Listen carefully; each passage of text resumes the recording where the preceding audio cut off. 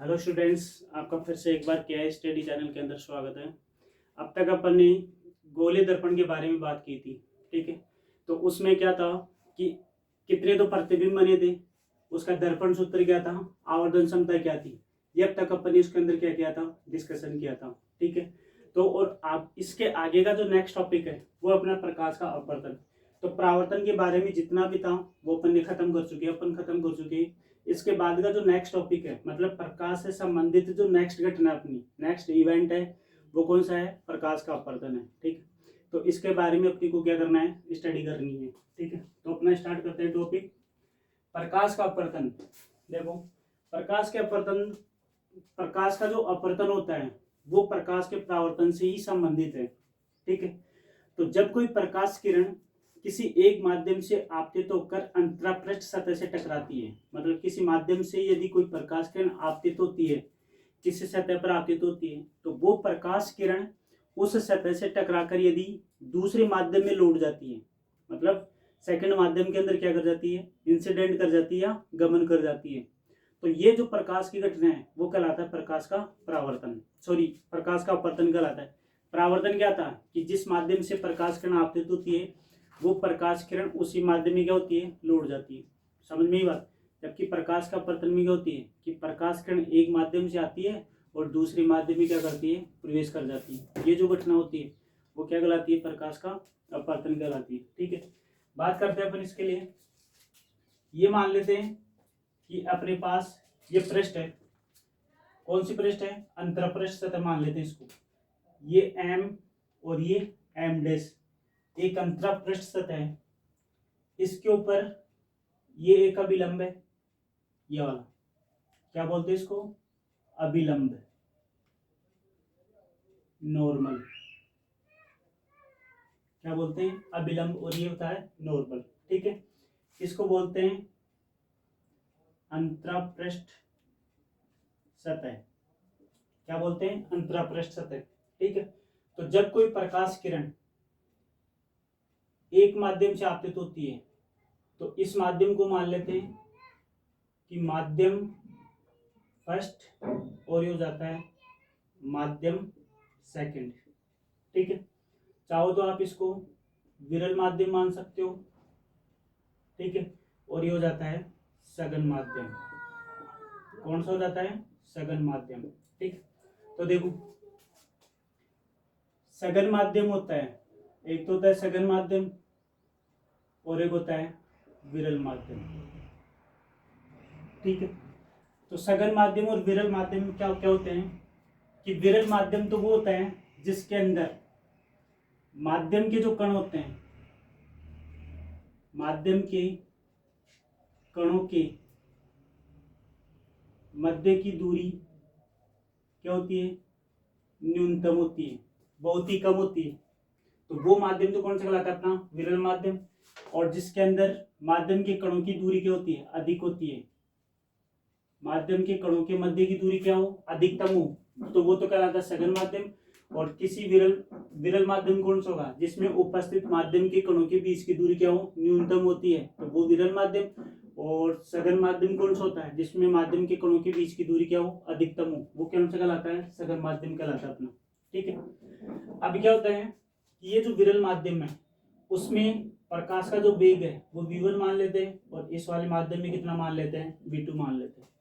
तो ये जो प्रकाश किरण है यहां से आपतित हुई, तो ये हो जाती है आपतित प्रकाश किरण। ठीक है, तो आपतित प्रकाश किरण अभिलंब के साथ जितना कोण बनाती है वो आई होता है। कौन सा होता है, आई।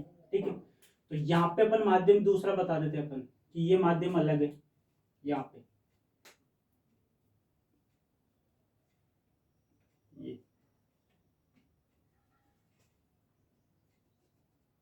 बता दिया, ये दूसरा माध्यम हो गया। तो ये प्रकाश किरण किसी दूसरे माध्यम में प्रवेश कर जाती है, प्रवेश कर कर इस अभिलंब की ओर झुक जाती है, तो ये जो घटना है वो क्या कहलाती है, प्रकाश का अपवर्तन कहलाती है। और ये कौन कौन सा है, आर। अगर ये प्रकाश किरण सीधी निकल जाती, यूं जानी चाहिए थी, अगर ये सीधी निकलती तो यूं जानी चाहिए थी, अगर अभिलंब की ओर नहीं झुकती तो। ठीक है, तो इसमें क्या होता है कि ये जो कोण का मान था, कोण आई और कोण आर फिर क्या होते हैं, दोनों बराबर हो जाते हैं, ठीक है।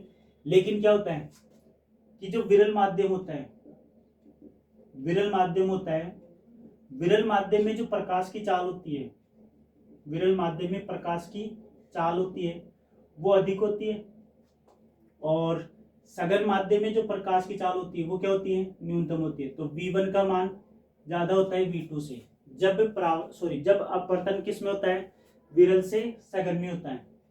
जब विरल से सघन में होता है तो कोण I का मान बड़ा होता है किससे, R से। कब होगा, जब I का मान R से बड़ा कब होगा, जब अपवर्तन किस में होता है, विरल माध्यम से सघन माध्यम के अंदर होता है अपवर्तन। तब तो ये वाली कंडीशन होती है कि वहां पे V1 का मान अधिक होगा V2 से, ठीक है। क्यों होता है, क्योंकि जब ये प्रकाश किरण इस सतह से टकराती है तो इसके वेग में क्या होता है, परिवर्तन आ जाता है। उस वेग में परिवर्तन के कारण ही जब ये प्रकाश किरण दूसरे माध्यम में प्रवेश करती है तो उसके वेग में क्या आता है, परिवर्तन आ जाती है या कम हो जाता है, ठीक है। इसके कारण से क्या होता है कि सघन माध्यम में प्रकाश का वेग अधिक होता है और विरल माध्यम में प्रकाश का वेग अधिक होता है और सघन माध्यम में प्रकाश का वेग क्या होता है, कम होता है, ठीक है। अगर इसके अपोजिट डायरेक्शन में देखिए, मतलब अपोजिट स्थिति में देखिए कि जब प्रकाश या अपवर्तन क्या हो कि सघन से विरल में हो, क्या हो, अपवर्तन क्या हो, सघन से विरल में हो, तो ये प्रकाश किरण तो आपतित हो गई ये वाली, तो यहाँ पे तो क्या है, विरल माध्यम उपस्थित, सघन माध्यम उपस्थित है, यहाँ पे उपस्थित है। अब ये प्रकाश किरण क्या होगी, यू झुक जाएगी, इधर यू झुकेगी, क्योंकि जब कोई प्रकाश किरण, तो ये तो हो गया विरल माध्यम और ये कौन सा हो गया अपना, सघन माध्यम, ठीक है। जब प्रकाश किरण एक माध्यम से दूसरे माध्यम में जाती है तो वही कहलाती है प्रकाश की अपवर्तन की घटना। तो ये कोण है I और ये कोण है अपना R। तो यहाँ पे अभी क्या होगा कि इसमें ये V2 थी और ये क्या था, V1। तो V1 का मान कम हो जाएगा अब की बार किससे, V2 से। तो क्या होगा कि जो सघन माध्यम है उसमें प्रकाश की चाल अधिक होगी और विरल माध्यम में क्या होगी, कम होगी। अब की बार I का मान सघन माध्यम में I बन रहा है तो इसका मान क्या हो जाएगा, अधिक हो जाएगा ये वाला, और R का मान क्या होगा, कम होगा। समझ में बात। तो यहाँ पे तो क्या हुआ कि सघन माध्यम में यदि आपतन कोण बनता है, मतलब सघन माध्यम में ही क्या होता है, ये R बन रहा है, ये फिर विरल माध्यम में, तो विरल माध्यम में R बना है तो इसका मान कम हो गया, क्योंकि अब ये क्या हुई, इसके अभिलंब की ओर झुक गई इसके सापेक्ष, ठीक है।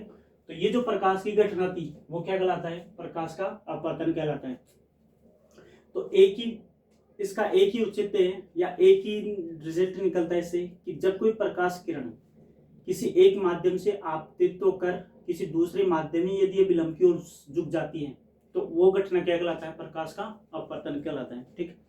इसके अंदर क्या था कि कोण I का मान बड़ा होता है किससे, कोण R से। जब अपवर्तन किस में होता है, विरल से सघन माध्यम में होता है, तब तो ये वाली कंडीशन होती है, और जब सघन से विरल में होता है तब कंडीशन होती है ये वाली। समझ में आएगी बात। तो आपतन कोण का मान अधिक होता है किससे, अपवर्तन कोण से, ठीक। इसी के साथ में इसके दो नियम थे, इसके दो नियम होते हैं। जैसे अपन ने परावर्तन के दो नियम पढ़े थे, उसी प्रकार क्या है कि अपवर्तन के भी दो नियम होते हैं। कौन कौन से होते हैं भाई, परावर्तन में कौन कौन से नियम थे कि उसमें एक नियम तो ये था कि आपतित किरण, परावर्तित किरण व अभिलंब तीनों पृष्ठ के एक ही बिंदु पर होनी चाहिए, ठीक है। पहला नियम तो ये था कि आपतित किरण,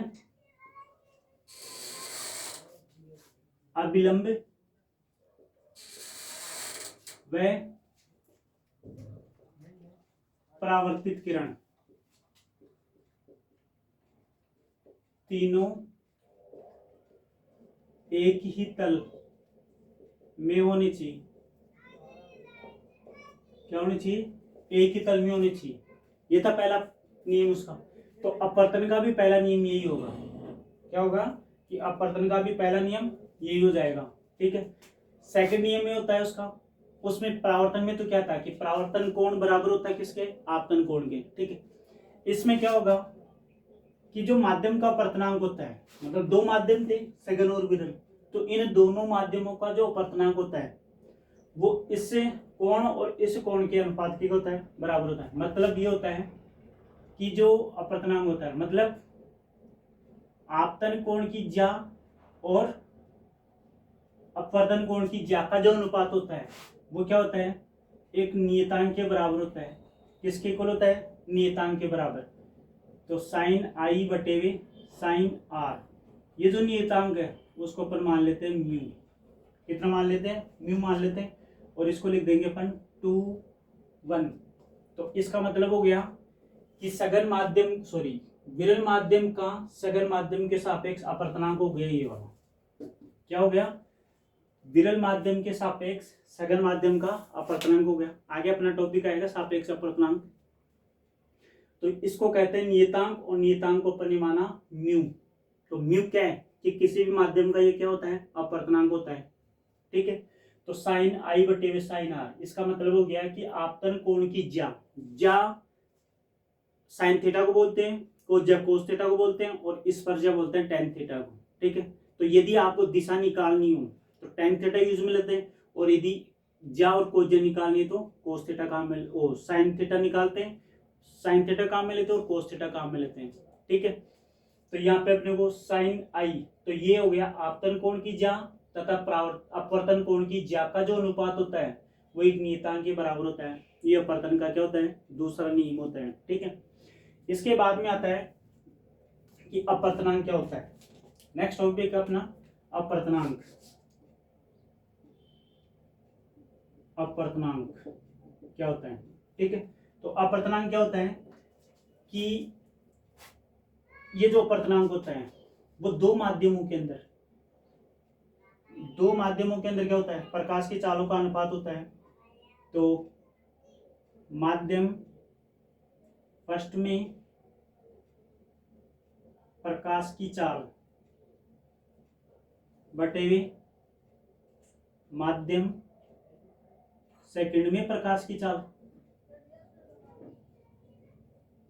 का जो अनुपात होता है वो किसके बराबर होता है, अपवर्तनांक के बराबर होता है।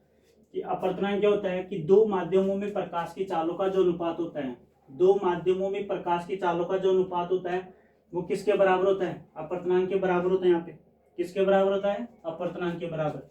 अपवर्तनांक को म्यू से प्रदर्शित करते हैं, किससे, म्यू से प्रदर्शित करते हैं, या फिर आप इसको एन भी लिख सकते हो, एन या म्यू दोनों में से कोई भी एक लिख सकते हो। तो माध्यम फर्स्ट में जो प्रकाश की चाल है वो v1 माना, और माध्यम 2 के अंदर प्रकाश की जो चाल है वो कितनी मानी अपन ने, v2 मानी। तो ये दो माध्यम, इसकी जो चाल होती है मीटर पर सेकंड आ जाएगी, और ये भी क्या हो जाएगा, मीटर पर सेकंड आ जाएगा। तो मीटर पर सेकंड से मीटर पर सेकंड घट गया, तो ये जो राशि है तो वो क्या कहलाती है, एक मात्रकहीन राशि ये वाली, जिसका कोई मात्रक नहीं होता है। तो अपवर्तनांक क्या होता है कि दो माध्यमों में प्रकाश की चालों का जो अनुपात होता है वो अपवर्तनांक के बराबर होता है। अपवर्तनांक को म्यू या एन से प्रदर्शित करते हैं, जिसका कोई मात्रक नहीं होता है। अपने को पता है कि जिसका कोई मात्रक नहीं होता है उसकी कोई बीमा भी नहीं होती है। तो ये एक ऐसी राशि है जो न तो मतलब मात्रकीन और बीमाहीन राशि ये वाली। ठीक, इसके बाद में आता है अपना सापेक्ष अपवर्तनांक क्या होता है। ठीक है, तो सापेक्ष अपवर्तनांक निकालना अपने को।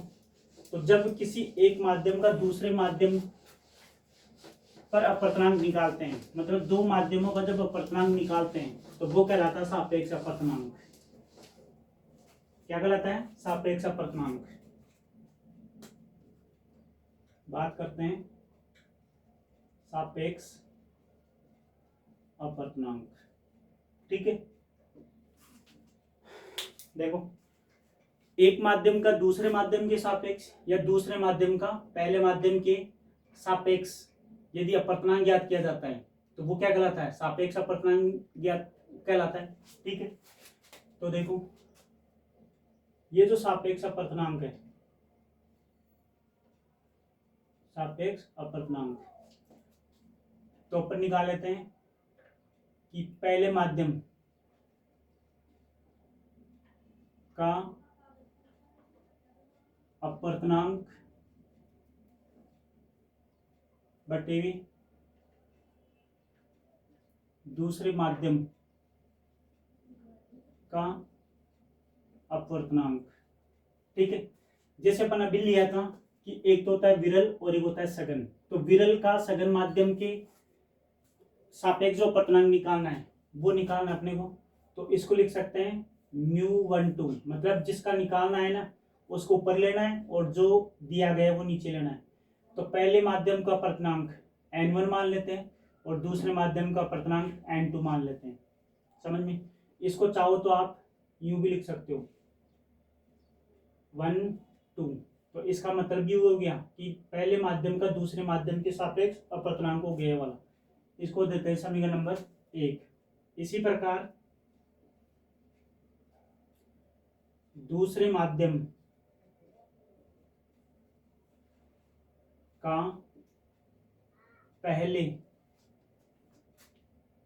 माध्यम के सापेक्ष अपवर्तनांक, पहले माध्यम का दूसरे माध्यम के सापेक्ष अपवर्तनांक, तो कितना हो जाएगा कि μn21। तो ये हो जाएगा भाई दूसरे माध्यम का अपवर्तनांक n2 और पहले का कितना n1। तो दो माध्यमों का अपवर्तनांक हो गया जो कि किसके बराबर होगा, सापेक्ष अपवर्तनांक के बराबर हो जाएगा। तो ये हो जाएगा n21। तो मैं इसको नीचे ले आता हूँ, नीचे लाऊंगा तो ये हो जाएगा 1/n1/n2 हो जाएगा। n1/n2 या μ1/μ2 भी लिख सकते हो आप। अब अपन जानते हैं कि ये जो n12 है वो अपने को पता है कि n1/n2 के इक्वल ही वाला, n1/n2 के इक्वल है। तो n21 इज इक्वल टू हो जाएगा 1/। अब इसकी जगह ये पुट कर सकते हैं अपन n1 n12, तो ये हो जाएगा n12, इसको इधर मल्टीप्लाई कर देते हैं तो n21 गुणा n12 इज इक्वल टू कितना हो गया 1। तो इसका मतलब ये हो गया कि जब आप दो माध्यमों का एक दूसरे के सापेक्ष अपवर्तनांक निकालते हो, जब दो माध्यमों का एक दूसरे के सापेक्ष अपवर्तनांक निकालते हो तो उन दोनों का जो गुणनफल होता है वो सदैव किसके बराबर होता है, यूनिटी या 1 के बराबर होता है। समझ में? तो आप विरल माध्यम का यदि सघन माध्यम के सापेक्ष अपवर्तनांक निकालो या फिर सघन माध्यम का विरल माध्यम के सापेक्ष अपवर्तनांक निकालो तो इनका जब गुणनफल करोगे तो वो किसके बराबर आता है, 1 के बराबर होता है। या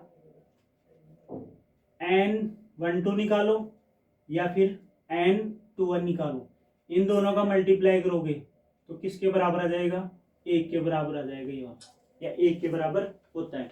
ये क्वेश्चन है कि आपसे पूछ सकता है कि सिद्ध कीजिए कि दो माध्यमों का सापेक्ष अपवर्तनांक 1 के बराबर होता है, तो आपको ये डेरिवेशन करना है उसके अंदर।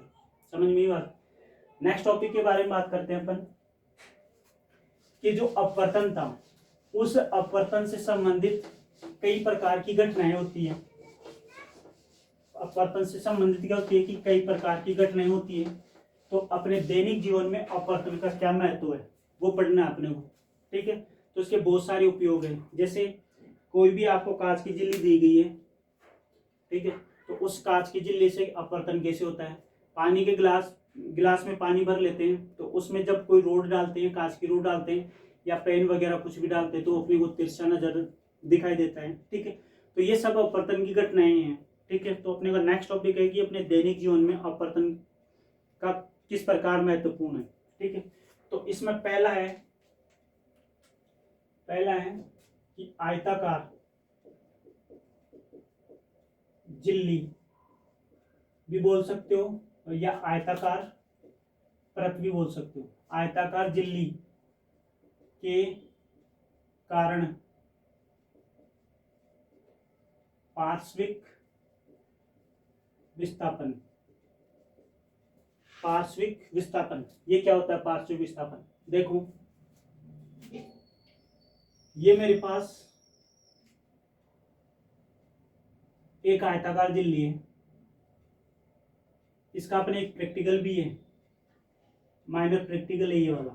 ठीक है, ये एक आयताकार झिल्ली है जिसकी 4 पृष्ठ है, AB, BC और ये CD और ये DA। ठीक है, ये जो पृष्ठ है और ये जो पृष्ठ है वो दो काम करेगी। तो यहाँ पे जो माध्यम है वो तो अपना हो जाएगा कौन सा, विरल, और यहाँ पे कौन सा हो जाएगा, सघन। तो ये जो पूरा माध्यम है, मतलब इस आयताकार कांच की झिल्ली के द्वारा जो घेरा गया माध्यम है वो पूरा सघन माध्यम होगा, और इसके बाहर कौन सा हो जाएगा, ये विरल माध्यम हो जाएगा अपना। यहाँ पे फिर से विरल आ जाएगा, ठीक है। तो विरल माध्यम है तो यहाँ पे तो क्या है, वायु उपस्थित है, और यहाँ पे क्या है, कांच उपस्थित है, ठीक है। तो ये पूरा कांच ही है, फिर से यहाँ पे क्या आ जाएगी, वायु आ जाएगी, ठीक है। तो इसके अंदर क्या होता है कि दो बार अपवर्तन होता है। कितना होता है, दो बार अपवर्तन होता है, ठीक है। तो देखो यहां से इसका, यहां से कोई प्रकाश किरण इस पृष्ठ के ऊपर आपतित होती है, यहां से कोई प्रकाश किरण इस पृष्ठ के ऊपर आपतित होती है, तो इसका क्या होगा, एक अभिलंब होगा, यहाँ पे अभिलंब होगा। तो ये प्रकाश किरण आपतित हो गई, तो ये प्रकाश किरण जब इसे विरल माध्यम से सघन माध्यम में प्रवेश करेगी तो अपने को पता है कि इस अभिलंब की ओर क्या होगी, झुक जाएगी, ये वाली किसकी ओर झुक जाएगी, अभिलंब की ओर झुक जाएगी, ठीक है। तो ये जो प्रकाश किरण है वो यहाँ पे भी कोण बनाएगी और यहाँ पे भी कोण बनेगा इसका, तो ये कोण तो हो जाएगा I1 और इसको दे देते अपन R1, ठीक है। तो यहाँ पे भी क्या होगा, इसका एक अभिलंब होगा, ठीक है।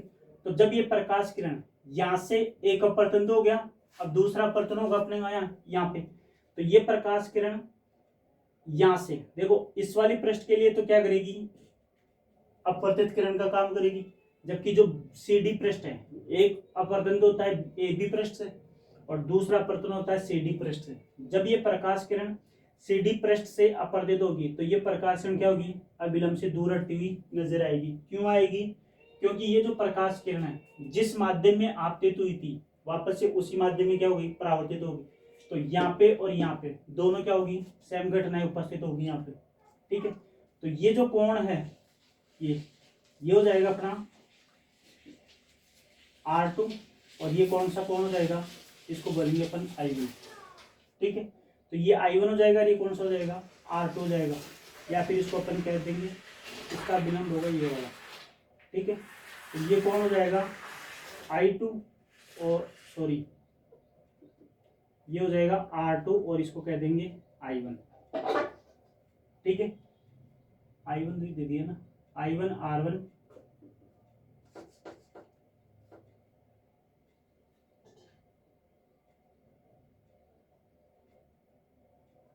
तो ये जो कोण है वो तो बन जाएगा अपना I2, और ये जो कोण बनेगा वो कौन सा होगा, R2 हो जाएगा ये वाला, ठीक है। तो ये जो प्रकाश किरण है वो यूं जानी चाहिए थी, यूं, ठीक है। तो ये जो किरण है उसको बोलते हैं निर्गत किरण, ये इसको बोल देंगे अपवर्तित किरण, और ये जो प्रकाश किरण है ये थी वास्तविक आपतित प्रकाश किरण अपनी, ये थी आपतित प्रकाश किरण। तो इस आपतित प्रकाश किरण और निर्गत प्रकाश किरण की जो बीच की दूरी होती है, ये जो लंबवत दूरी है, आपके निर्गत किरण तो ये होगी, और ये जो प्रकाश किरण थी कौन सी थी, आपतित प्रकाश किरण थी। तो निर्गत प्रकाश किरण और आपतित प्रकाश किरण की जो बीच की लंबवत दूरी होती है ये लगभग माना जाता है कि 1 सेंटीमीटर की होती है वाली। कितनी होती है, 1 सेंटीमीटर की होती है। इस 1 सेंटीमीटर को दूरी को ही बोलते हैं क्या, पार्श्विक विस्थापन। क्या होता है, पार्श्विक विस्थापन होता है ये वाला। आगे बात सुन। तो यहाँ पे क्या होगा कि जब प्रैक्टिकल करेंगे तब, ये प्रैक्टिकल आपके, तो एक्चुअल के अंदर तो जब बनी गई तो एक आयताकार झिल्ली है, उस आयताकार झिल्ली से क्या होता है कि पार्श्विक विस्थापन होता है अपना पास, ठीक है। तो पार्श्विक विस्थापन क्या होता है कि आपतित प्रकाश किरण और निर्गत प्रकाश किरण के बीच की जो लंबवत दूरी होती है वो क्या कहलाता है, इसका पार्श्विक विस्थापन कहलाता है, ठीक है। तो इसके जो भी नेक्स्ट अनुप्रयोग है वो अपनी नेक्स्ट क्लास के अंदर डिस्कशन कर पाएंगे, आज नहीं कर पाएंगे, ठीक है। तो ये जो टॉपिक था वो कंप्लीट हो गया आपका।